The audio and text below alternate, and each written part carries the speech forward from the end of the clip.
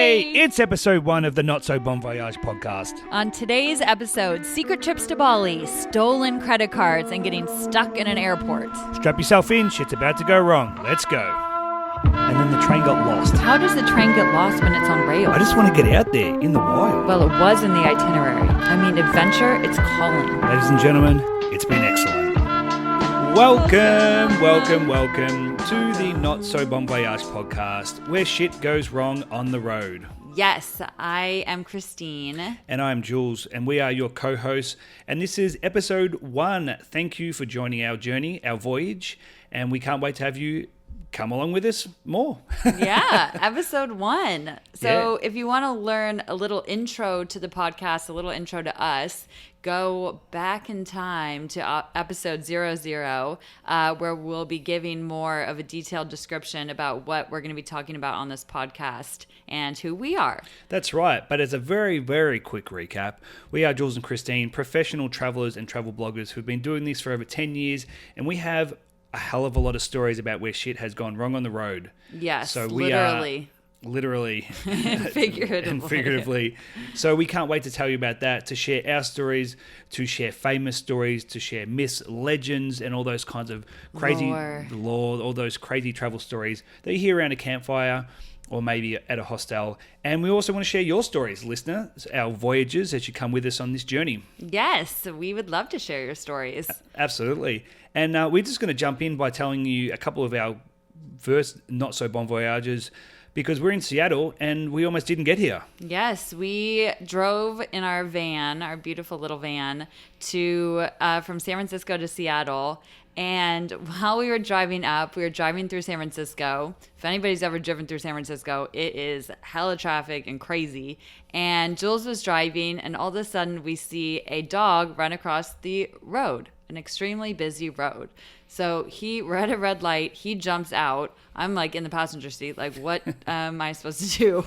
So I get in the driver's seat. Not all superheroes wear capes. Yeah, Jules loves to be a hero. Yeah. The dog's running. He's chasing it. This other lady's chasing it. It is madness. And Jules ended up saving the dog.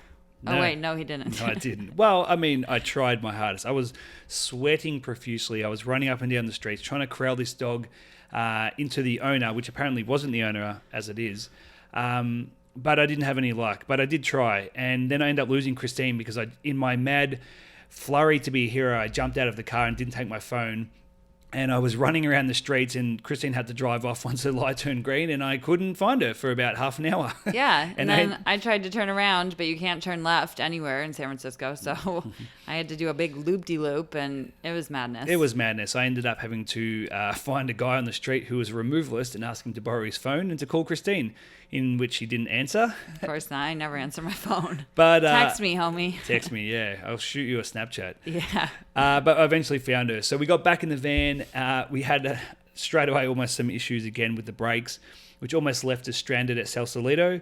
But we persevered, and we are now in Seattle, where we're broadcasting live for the very first time for the Not So Bon Voyage podcast. So thanks for joining us.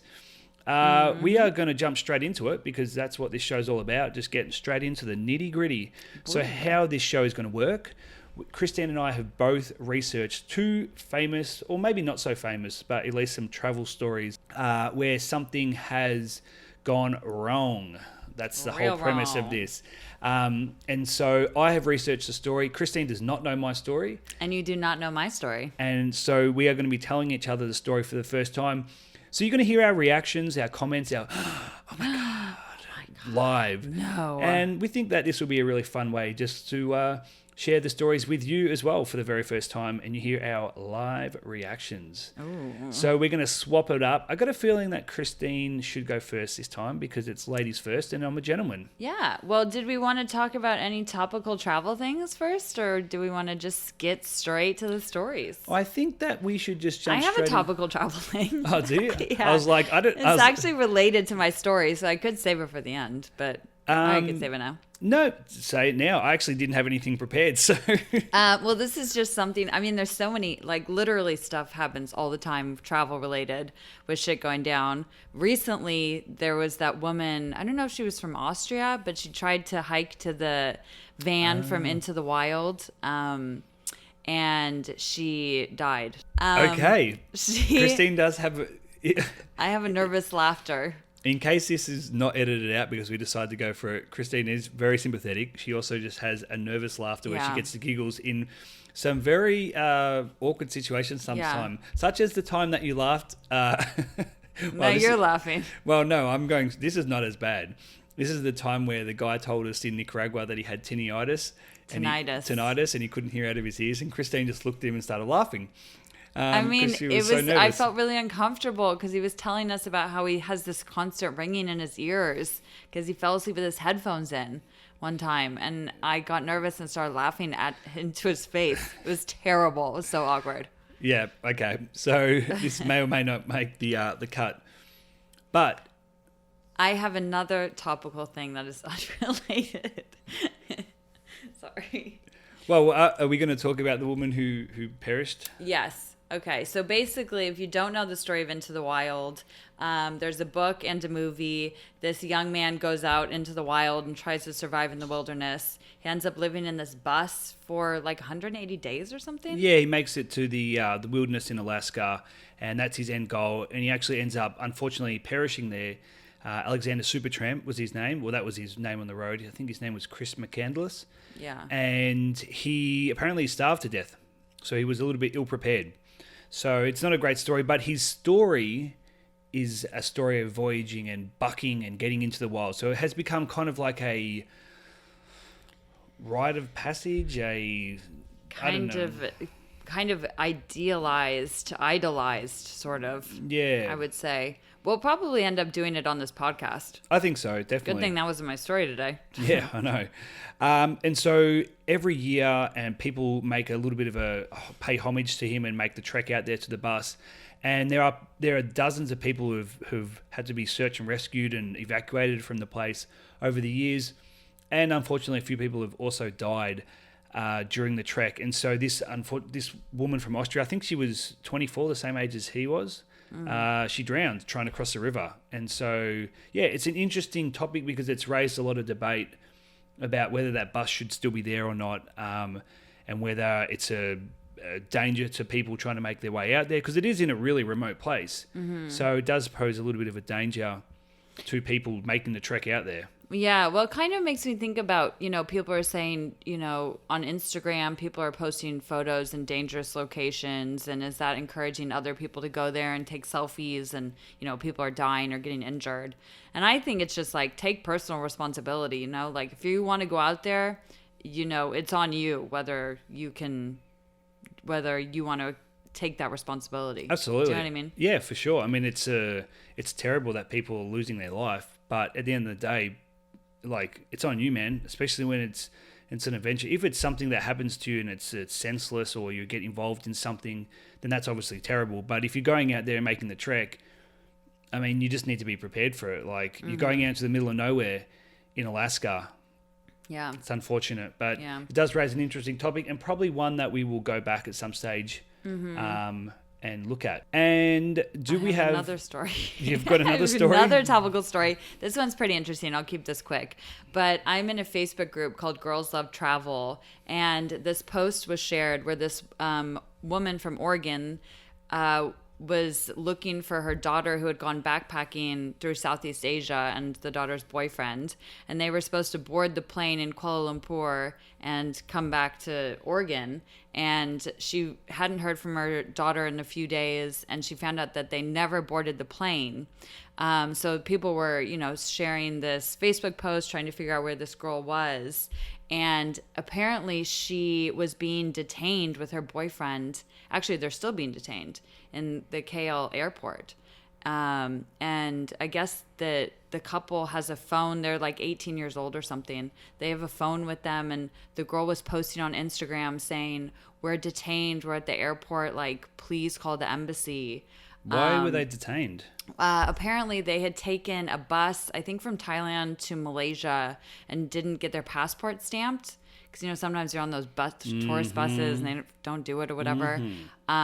So they didn't have. So when they were leaving, Malaysian government was like, "You don't have your passport stamped." So they detained them for I think they've been detained for a few days now.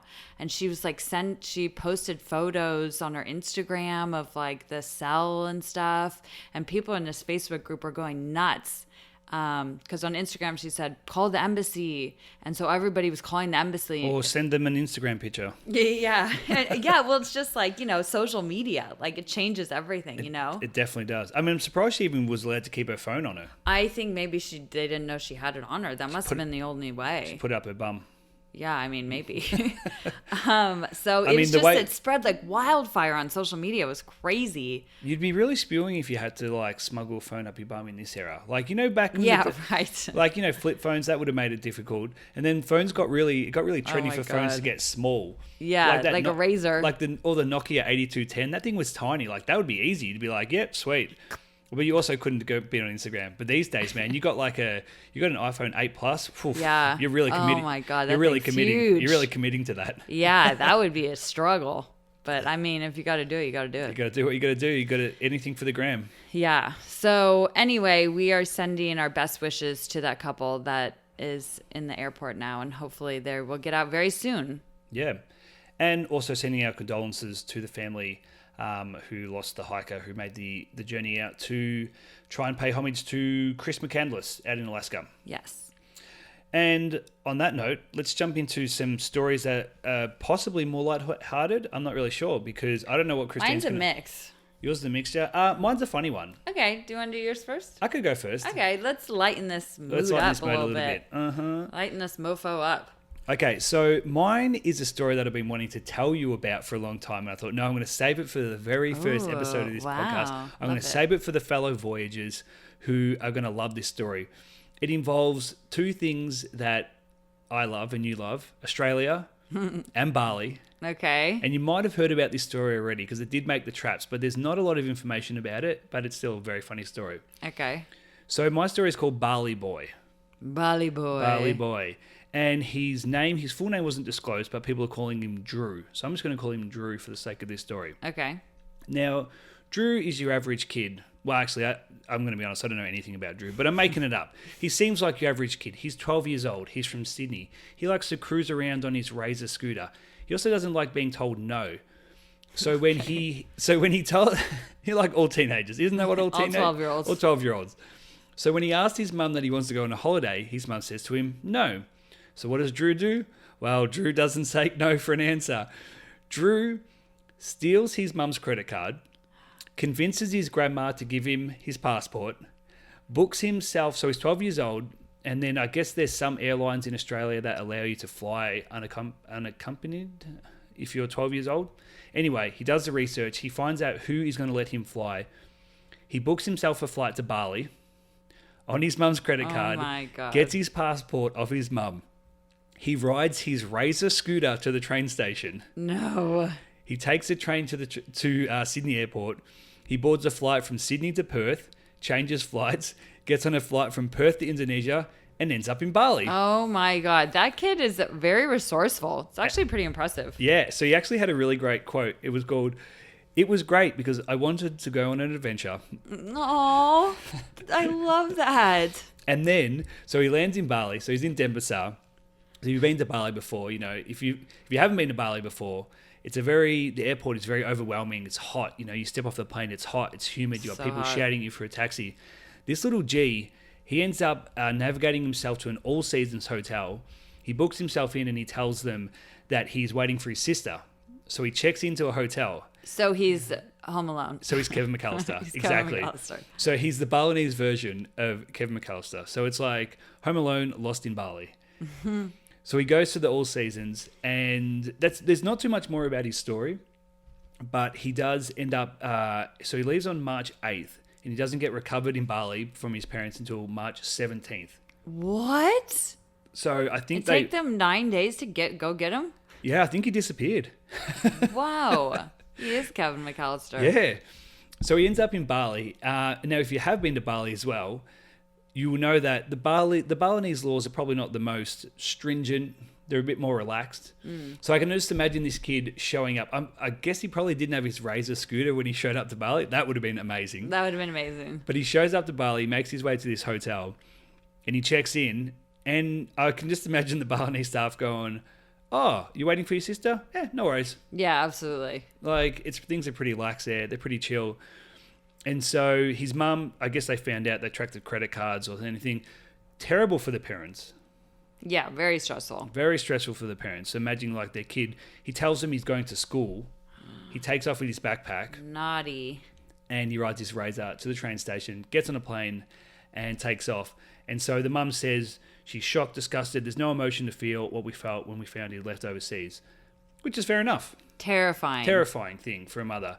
But kind of a hilarious story. So funny. And one I really wanted to kick off because I thought it was just... It's adorable. There's not a lot of information about it. And the kid, because he's underage, I don't think they released his identity or anything. But I just have these visions of this 12-year-old kid. Having been a full-grown adult in Bali, it's kind of like an adult's playground. You can kind of do anything, go anywhere. It's kind of like a lack of rules almost. And I'm just imagining this 12-year-old. I mean, he would be able to walk into a bar and get a beer probably. Yeah, probably. He's like, he rolls up and he's like, "Can I hire a scooter?" And they'd be like, "Yeah, okay, sure." Oh my God, can you imagine? He'd probably drive better than a lot of people there, though. Yeah. A lot of the Aussie tourists. So that is my story to kick it off. And I thought that was a funny one because he's Drew and he's kicking it in Bali. That I kind of just commend his sense of adventure and his commitment to travel. You know, it's pretty inspiring. What would you do if that was our kid? Oh, I would murder him. But but like if I mean, it's not my kid, I think it's cool. Kids. We don't have kids. But that's impressive. I mean, like he stole your credit card and he, you know, you told him no, so he's a little punk, but it's pretty impressive. That kid's going to grow up to be a real traveler. Yeah. He's going to grow up to be a degenerate. Or he's going to be in jail. Or he's going to be in jail. Either one. For credit card fraud. Yeah, exactly. Or that's definitely credit card fraud. Yeah. Or he's going to end up, you know, heading back to Bali and getting himself in trouble. Yeah. Wow, that's so cool. I mean, I guess he just kicked it on the beach, probably. That's what I would do. What else are you going to do? Yeah. Eat nasi goreng, chill out. Get a massage. Is it the Four Seasons or the All Seasons? It is the All Seasons Hotel. What is that? I've never heard of that. How many seasons do they have? Probably 4 at least. Okay. You know, I never thought of the Four Seasons as being like 4 seasons. You've never thought about that? Yeah, I guess I just thought of it as a name, not so much as the fact that there's seasons and there's 4 of them. Well, apparently these people have an extra season that we don't know about because it's All Seasons. That's it. That must be just like a knockoff version. The Balinese version of 4 seasons. Yeah, because the Four Seasons is really nice. That's super fancy. That'd be really expensive. Well, he must have found something low-key that didn't make like a really big charge on the credit card. Yeah. What's he doing with the credit card then? Just kicking it like... He must have had cash. Yeah. I can just imagine this kid like taking his little piggy bank and smashing it open. What do you keep thinking this kid's like a gem? He's probably he's probably a rat bag. It's cute. He takes his piggy bank, he smashes it, convinces his poor old grandma to give him his passport, and then takes off and leaves his family, gives him an absolute fright. Oh my God, they would be so stressed out. Can you imagine? Yeah. In Bali. And he comes back and he's got a tattoo of the Southern Cross on his on his shoulder. Yeah, probably. And he's been renting a motorbike. Yeah. He just comes back the typical drunk Aussie tourist. He's got a mullet. He's got himself a bit. I can just imagine when his parents fly to Bali to pick him up, and with the help of the Indonesian authorities, they find him, and I guess that they eventually track him down. And I can just imagine his mum rolling in and like seeing him, and he's just sitting in a bar. He's got a bintang singlet on. He's got a mullet, and he's got a fresh tattoo wrapped with cling wrap around his arm. Yeah. And he's got a beer watching the football with all the other bogans. Yeah, and he's got a motorbike wound. Bandage. And that's basically how you get your Australian stamp. Yeah. That is hilarious. I'm surprised they let him on the plane, though. I thought they weren't supposed to let kids that young fly alone internationally. Well, I think what he did is he researched the plane and worked out what one he could fly at 12 God, why can't I say that word? He flew the plane? That would be impressive. That would be impressive. No, he probably still got to go up. He's so young, he probably got to go up and see the pilot. Yeah. Although, I don't think you can do that these days, can you? Probably not. I mean, post 9/11. 9/11, you know. That kind of reminds me of, very loosely, of that Catch Me If You Can, that Leonardo DiCaprio movie. That would be a good story. That's a real story. Yeah, that is a real story. That would be a good story. Yeah, Okay, Dibs, stay tuned. Dibs. Oh, okay. I actually don't know. It was a good movie. I don't really remember the story, so Oh, good. I look forward to you telling me. Erase it from your memory. That's hilarious. Good story. I like that. Yeah, so I just thought I'd start it with a bit of a lighthearted one and something a little shorter, just to give our voyagers a little bit of a sneak peek on how we're going to do this. Is it bad that mine is long and more serious? No, we can talk serious. But It's not super serious. It's a mix. I mean, we want to feel sorry and sympathetic to these people, but we also want to have a little bit of fun. Yeah, absolutely. I agree. Okay. So should I go? Okay. Number 2. So my story is the story of a man named Hassan Al-Kontar. And he was stuck in the Kuala Lumpur airport for more than 7 months last year. Okay. Are you doing a Kuala Lumpur airport special? Yeah, that's it. Well, that's why it was associated. And I actually have another story, but it's a very tiny story that also is related to the Kuala Lumpur airport. I mean, it's a huge airport. And we just want to tell our voyagers out there that this episode is not sponsored by the Kuala Lumpur KLIA. airport. Well, obviously not if we're talking about people being detained. We're talking shit about them. I mean, it's an interesting airport. It's like a mall, shopping center. It's crazy in there. It's so big that they have a second one. They have 2. Clear 2. Oh, yeah, Clear 2. Kuala Lumpur International Airport 1 and 2. It is very big. I don't know if this is 1 or 2, but whatever. Whatever. It's still the airport. Yeah, it's still the airport. So this happened last year. He was stuck at the airport for 7 months. This is 2018. In the airport, yes. So this is not the terminal movie. So he's not Tom Hanks. He's not Tom Hanks. That guy, but I did look that up because I was like, oh, that's so similar. That guy was in the airport for 18 years. That's not true. I'm pretty sure. Yeah, I think it was. Really? Yeah. Okay. Well, that'll be another one we can look up. Yeah, that'll be one we can look up. But okay, so 7 months. Obviously, I'm not detracting from what this guy went through, but 18 years is crazy. 7 months in airport, still 7 months in Oh airport. my. Well, okay. Well, so you would think, the Kuala Lumpur airport, they have tons of food, shopping, Like, God, it wouldn't be terrible. Can you imagine how repetitive that food would get? How many times can you eat Panda Express and Subway? I mean, this is worse. So he is stuck in the arrivals section. I don't know if it's in CLIA 1 or 2, but there's no food. Oh. There's no restaurants. There's no shops. There's nothing like that. So he's basically stuck. So the background is he left. He's Syrian. He's from Syria. Yep. He left Syria. He was living in the UAE. Tough time to be Syrian traveling. I mean, yeah. From any of those countries, you're from Syria, you're going to have a hard time traveling. For sure. So he was living in the UAE, United Arab Emirates, in 2006. And then he didn't get his work permit renewed. So he did not want to go back to Syria because otherwise he would be forced to join the military. And he was morally opposed to the war. This is, 2011, Arab Spring, Civil War. Yeah, it's this guy's incredible. His story is amazing. So he had to leave the UAE. He went to Malaysia on a temporary visa, and then that ran out. So he was trying to enter Cambodia. They wouldn't take him, so he had to go back to Malaysia. And he... Hold on one second. Okay. He booked a flight to Ecuador because you don't need a visa there as a Syrian citizen. But that's they seem to take everyone. Isn't that where Julian Assange was trying to go to? That's where he was at the Ecuadorian embassy, right? Yes, in London. Yeah. He was trying to get asylum. Mm-hmm. Don't think that worked out very well, though. No, I mean, where is he now? He's in jail, right? I'm pretty sure they kicked him out. That's another story. That's another story. Story for another time. So he was in KL. He tried to board his flight to Ecuador, and for some reason, Turkish Airlines canceled his flight and did not give him a refund or a reason. So he was stuck at the airport. Boo. Tried to go to Cambodia. They sent him back. So he couldn't get into Malaysia because he didn't have a visa. And he couldn't leave. So he was just stuck at the arrivals section. Okay. So he tried to contact some international groups, embassies, They couldn't really help him. So he started making these videos and posting them on Twitter. See, social media again. Kuala Lumpur Airport and social media. It's a totally different world now that we have social media. I mean, what would you have done in the past? You would just basically be screwed. Well, also, he had Wi-Fi, I'm assuming. So, at least he could like watch TV shows Can or movies. Can you imagine how many email addresses he would have had to create? Because like you sign up and you get like the 2 free hours or something like that. I mean, he would have just been like Hassan 1, Hassan 2, Hassan 3, Hassan's still here. Yeah. Well, it would be like that Office meme where Dwight is wearing all the wigs and impersonating everybody from the Office. That's a great meme. So if you want a daily dose of inspiration, you should check out his videos on Twitter because they are amazing.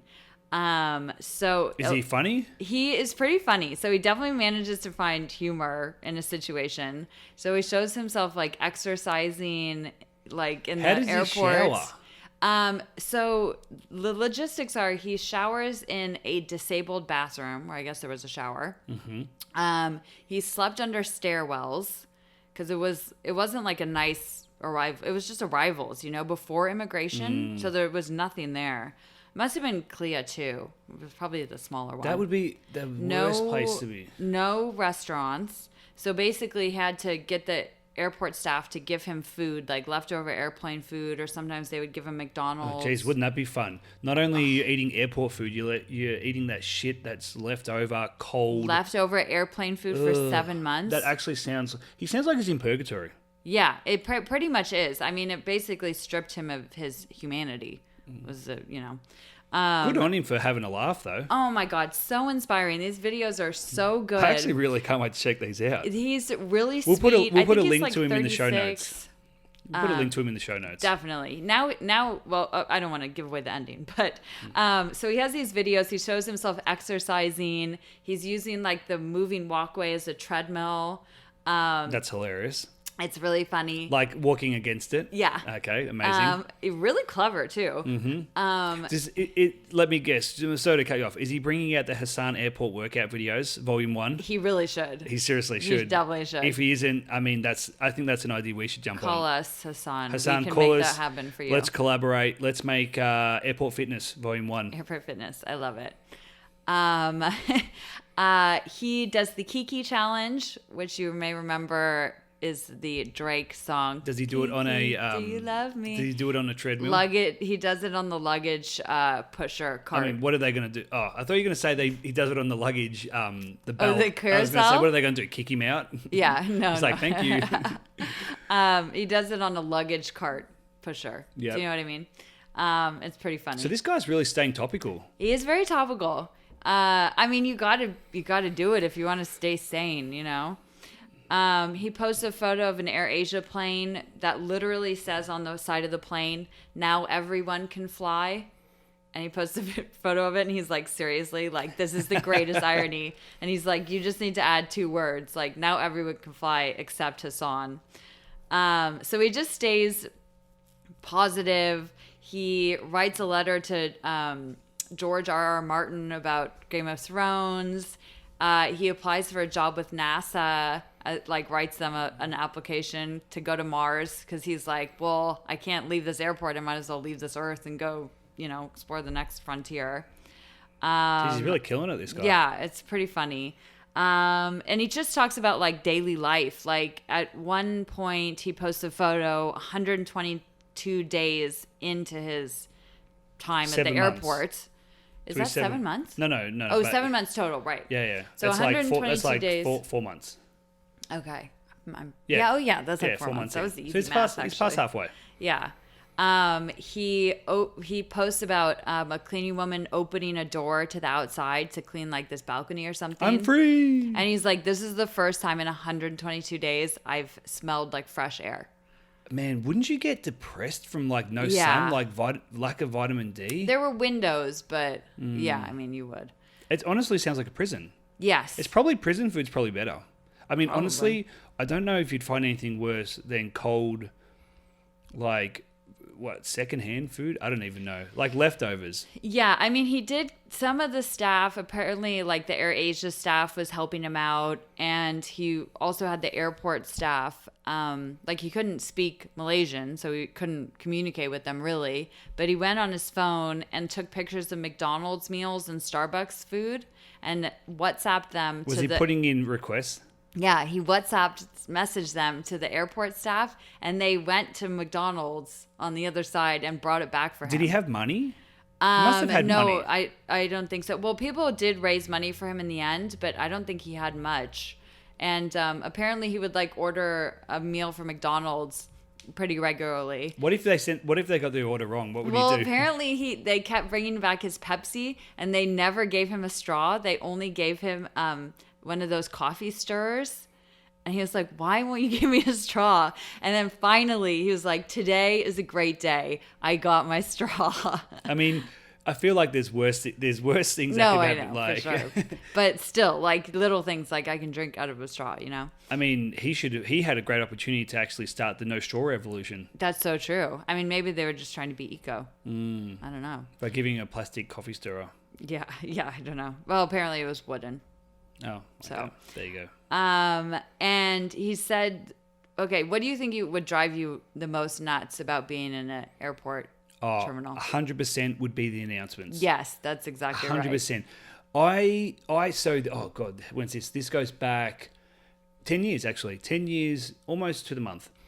No, actually, no. But 10 years, more or less.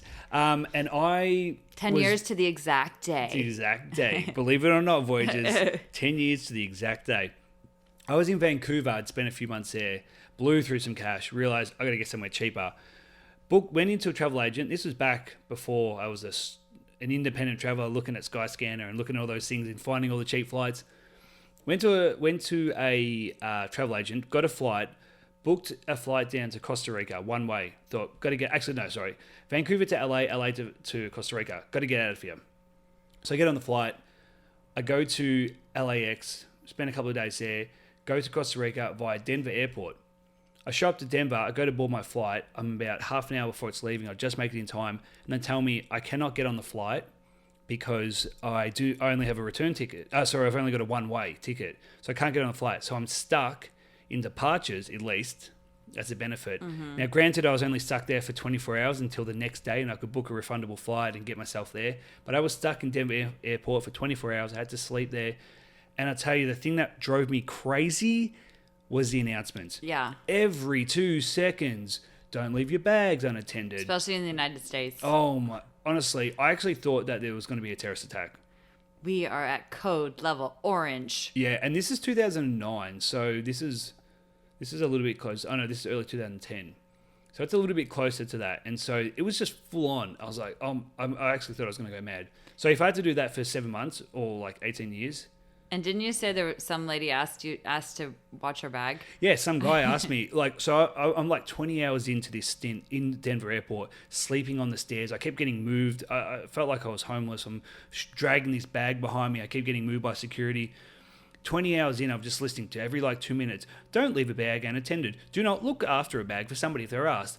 And then this 90-year-old woman comes in and I'm sitting there and she asked me to watch her bag for 2 seconds while she goes outside for a cigarette.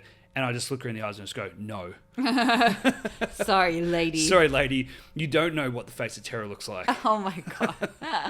That's true. It's always the people you'd least expect. Seriously. So anyway, but here I am complaining about 24 hours in Denver Airport and poor Hassan's got 7 months. Well, 24 hours is a long time to be in an airport. But he does say, people complain about their flight being delayed by an hour or 2 hours or something. And he's like, seriously, I mean, it still is very annoying.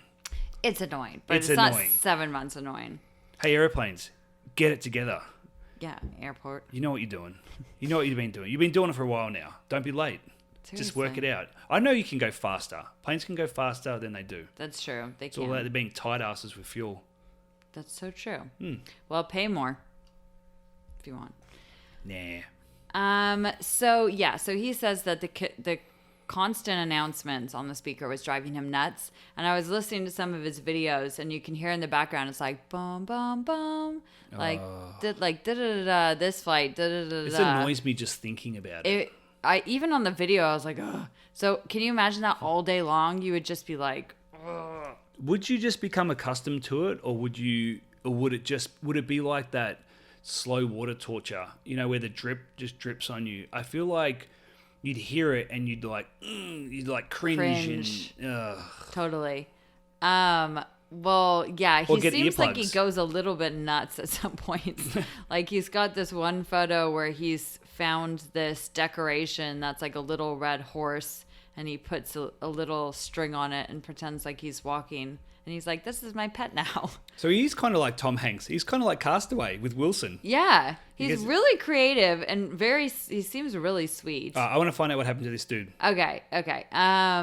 So what happens is, so he is stuck in the airport from March 7th, 2019, my dad's birthday. And also the same day that little kid went to Bali? Whoa. Or was that March? Oh, no, March 8th. Coincidence or conspiracy? No, sorry. He went to Bali on March 8th, which I said 2019. I meant 2018. Okay. Well, he went to Bali March 8th, which is my mum's birthday. Conspiracy. It's all lining up. So it was March 7th, 2018 to October 1st. Wait, is that right? That's a long stint. That doesn't, I think it was actually November that he was in there till, I don't know why I said October 1st. Because in October, he is arrested and detained in the airport by the airport police or something, whoever controls it. Take him from one prison to the next. They said he was in a restricted area of the airport. I don't know if that's true, or they were just trying to get rid of him or what. Because over the time he's making these videos and he starts getting press. People are interviewing him. He's getting a lot of attention. I guess people could probably fly to the airport to meet him. Yeah, apparently people. Yeah, I don't know if they flew there to meet him, but apparently people did maybe meet him, people and from they the said, media. Yeah, that's true. He did a lot of video interviews. So anyway, in October, he's arrested and detained in the airport. They threatened to deport him to Syria. But he knows that if he gets deported to Syria, he's going to be imprisoned or most likely killed. So the press, that airport's not looking too bad now. Yeah, well, I mean, compared to Syria and this, but he's wanted basically in Syria. So, a group in Canada starts, petitioning on his behalf, to have him flown to Canada. And specifically, there was a woman named Lori Cooper from Whistler, and she's petitioning the Canadian government. She crowdfunded. Okay. She crowdfunded. She crowdfunded over $13,000 to privately sponsor Hassan for resettlement in Canada. So this woman is a dope badass. She is awesome. You go, girl. She is a mother of two, and she basically says her compassion is coming from being a mother. Like, what if one of her kids was in this situation? He hasn't seen his family for over 10 years. Damn, really sad. His father passed away while he was living in the UAE. His brother got married while he was in the airport. He makes light of the situation, but obviously it's really sad. He's a Syrian refugee stuck in this airport. And so normally it can take up to 26 months in Malaysia for resettlement. But the Canadian officials were able to expedite the process because they were worried about his safety. And on November 26th, he arrived in Canada. Woo! Oh, Canada. So he now lives in Canada with Lori Cooper. He lives with Lori. Yeah. And she's helped more than 30 refugees resettle in Canada. She is super awesome. And he lives in Canada now. He's speaking about human rights. And he's doing a lot of interviews. He said it kind of feels like he's still at the airport because he's doing so many interviews and he hasn't been able to go out into the snow very much. But I'm sure it's a lot better food in Canada. Got that poutine. Got that poutine life going on. It's got that Yes. poontang and poutine. Oh my goodness. That's basically the very inspiring story of Hassan Al-Kontar. Okay, well, that's a good story. That's a good story, right? I Yeah. never even heard of it. Had you heard of that? No, never. I bet you. I wonder how many stories there are around the world of people being stuck in airports. Like, I'm sure a lot. we should definitely look into that Tom Hanks Terminal one though. Yes. For another episode. I know, so interesting. And if you know a story about, or if you've ever been stuck in an airport for longer than, 2 hours or 3 hours, what happened? Tell us. Don't forget to send in your stories to hashtag Not So Bon Voyage on Twitter and on Instagram. You can also follow us on Instagram and Twitter at Not So Bon Voyage. But tell us your stories. We'd love to include them in our next podcast or maybe the one after. Who knows? Yeah. Whenever you get them to us. Yeah. You just send them in. Just feel free to send them in. Follow us, send them in, subscribe to the podcast. You know what you got to do. Yes, please. Yes, please. Well, So, there we go. there we go. That feels like it's episode 1. That is episode 1. That is. That's why it feels that way. Yeah, I mean that's pretty much going to be the format of the show until we change things up. We've got some fun ideas, but we got to get started somewhere. We got some fun ideas over the next couple of months. Some really fun stories that we can't wait to tell you on the podcast, and some little segments that we're going to bring in once we start to get a little bit more user feedback. But we are basically going to be telling you and bringing you some of the more obscure, the unique, the weird, the wacky, the famous, the folklore. We're going to be investigating those stories and finding out exactly what happened on the road and where people fucked up. And my only little follow-up, that story, I told you I had a tiny follow-up story also about the KL airport. Are you being sponsored by a rival airport? Yes. Is there an airport like yes. Singapore? Yes. So this is hashtag sponsored by Singapore Airport. Airport, or perhaps Denver. Oh no, we kind of ragged on Denver. Detained. Yeah, that's going to be their fly to Singapore where you won't be detained. Yeah, that's their slogan. This episode is brought to you by Singapore Airport. Don't get detained. Instead, go see their electric garden, which looks awesome. I really want to go there. Okay, we're going to have to hit them up for some sponsorship. Yeah, call us. So this last one is about the KL airport. This is very recent, from June 26th. Good or bad? Funny. 4 Indian men were arrested when the officials at the airport seized more than 14 kilograms of drugs and over 5,000 turtles in their luggage. 5,000 They had turtles? over 5,000 tiny turtles in their luggage. That sucks. They're still alive. Oh. And they were meant to be sold as pets in India. But a lot of people say, like, oh, well, the turtles were obviously a distraction from the drugs. Oh, that's actually pretty smart. Yeah, so they had 14 It's grams like, oh, no. of meth. Grams, kilograms? Kilograms, sorry. Yeah, that's kilograms. That's actually not a bad idea. It's like, oh no, what? We weren't allowed to bring 5,000 turtles into the airport? What? Whoops, sorry. Sorry. Don't worry about the other bag. There's nothing there. Well, yeah, it kind of makes sense because the meth is worth $174,000 and the turtles were only worth $12,000. So it's like a consolation prize. Yeah, exactly. And if you want a cool picture, these turtles are freaking adorable. They look teeny tiny, like the size of a penny. Do you want to know something sad? I actually just heard this today. It was about tiny turtles. It's that only 1 in 1,000 survives. I'll have to. I'm going to fact check that. That is so sad. I'm going to have to fact check that.